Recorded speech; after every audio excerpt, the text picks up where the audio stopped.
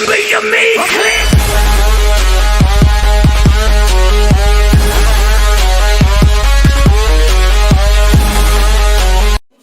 Evening, बहुत बहुत स्वागत है आप सभी का मिश्रा सक्सेस क्लासेस में।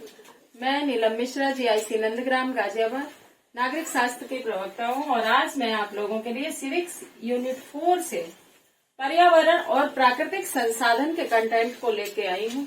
आज हम लोग इस पर डिस्कस करेंगे कि हमारे लिए पर्यावरण कितना महत्वपूर्ण होता है और इस संसाधन को बचाए रखने के लिए, उपयोगी बनाने के लिए हम सबको प्रयास कैसे कैसे करना है, किस तरह से करना है और गवर्नमेंट भी कितना इसका साथ दे रही है। तो आइए शुरू करते हैं आज कि पर्यावरण क्या है। सबसे पहले हम सभी जानते हैं कि वातावरण, जहाँ पर हम रहते हैं, जो हमारे आसपास का क्षेत्र है, उसे पर्यावरण कहते हैं।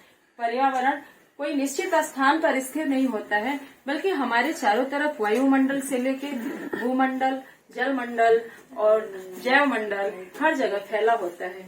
इस पर्यावरण के कारण ही हम शुद्ध हवा में सांस ले पाते हैं या फिर कभी कभी अस्वस्थ भी हो जाते हैं।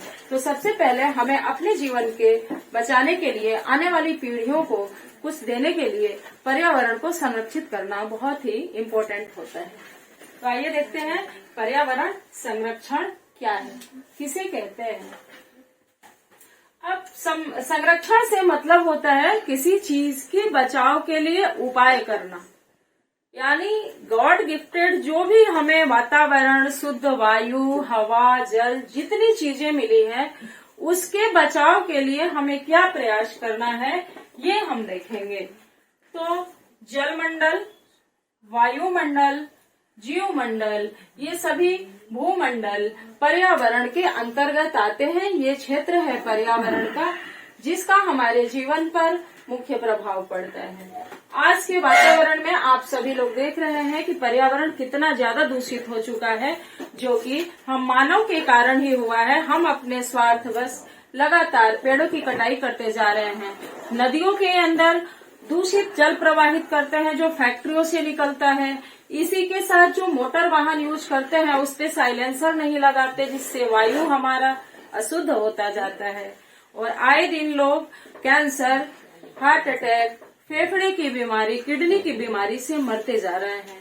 इन सब के लिए गवर्नमेंट भी इतनी ही चिंतित है जितनी की पब्लिक, लेकिन अकेले गवर्नमेंट कुछ नहीं कर सकती।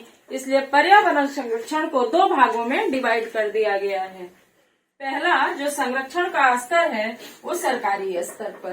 तो आज हम लोग बात करेंगे कि गवर्नमेंट ने हमारे लिए क्या क्या कानून बनाए हैं, उन कानूनों को कैसे क्रियान्वित किया है, जिससे कि हम पर्यावरण को बचाने में अपना भी सहयोग दे सकते हैं। तो आइए आज पॉइंट 1 की बात करते हैं कि सरकारी स्तर पर पर्यावरण संरक्षण क्या है।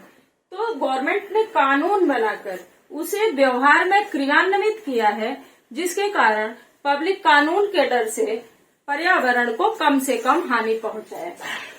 अब इसमें इन कानूनों में नदी बोर्ड एक्ट, ये 1956 है, परमाणु ऊर्जा एक्ट 1962, जल कानून 1974 और वायु संरक्षण 1981, साथ ही पर्यावरण कानून 1986 और मोटर वाहन कानून 1988 आदि सम्मिलित किए गए हैं। तो अब हम आप लोगों के साथ एक एक को थोड़ा और विस्तार से देखेंगे कि गवर्नमेंट ने ये एक्ट जो लागू किया है वो किस लिए लागू किया है और किन आधारों पर किया है। सबसे पहले देखते हैं नदी बोर्ड एक्ट क्या है।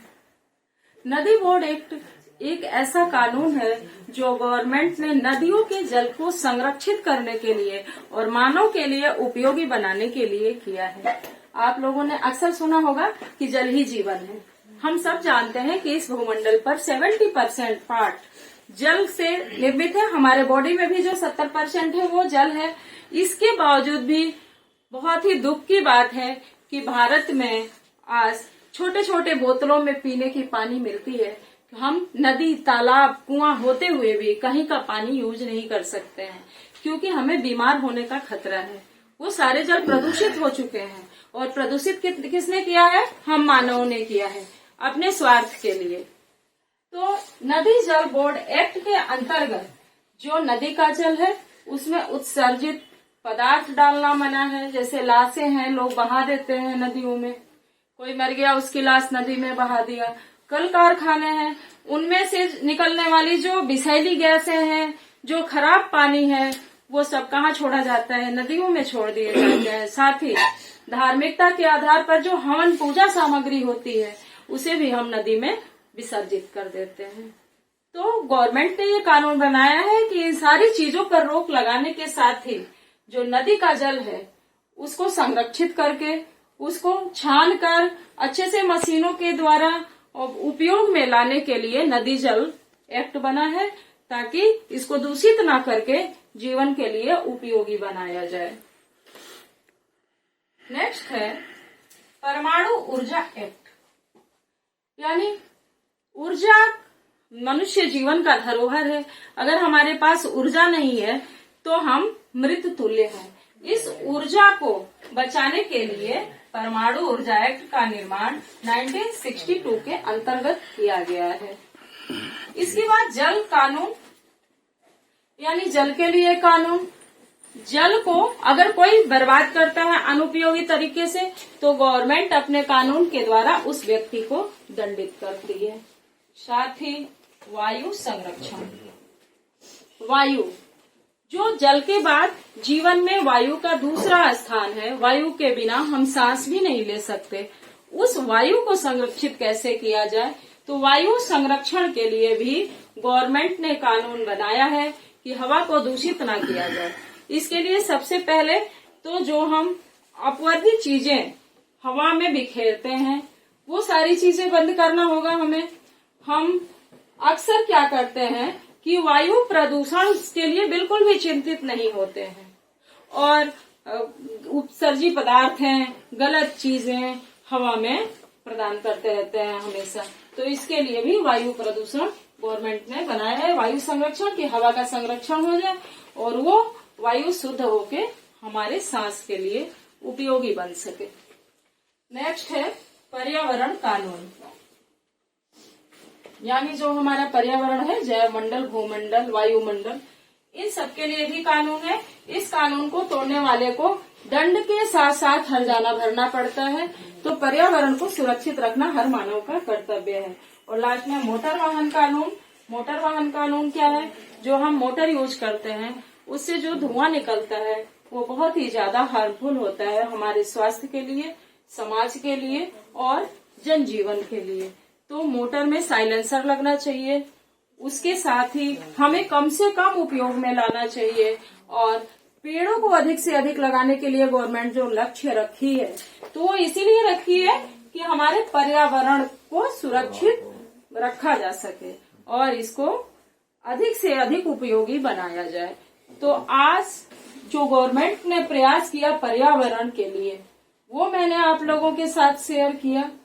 नेक्स्ट वीडियो में मैं आप लोगों को जो समाज पर्यावरण संरक्षण के लिए प्रयास करेगा उसके बारे में बात करूंगी। आज आप सब हमारे साथ जुड़े हैं, इसके लिए बहुत बहुत धन्यवाद। आप लोगों ने वीडियो देखा, आप इसको अगर अच्छा लगे तो लाइक जरूर कर देना।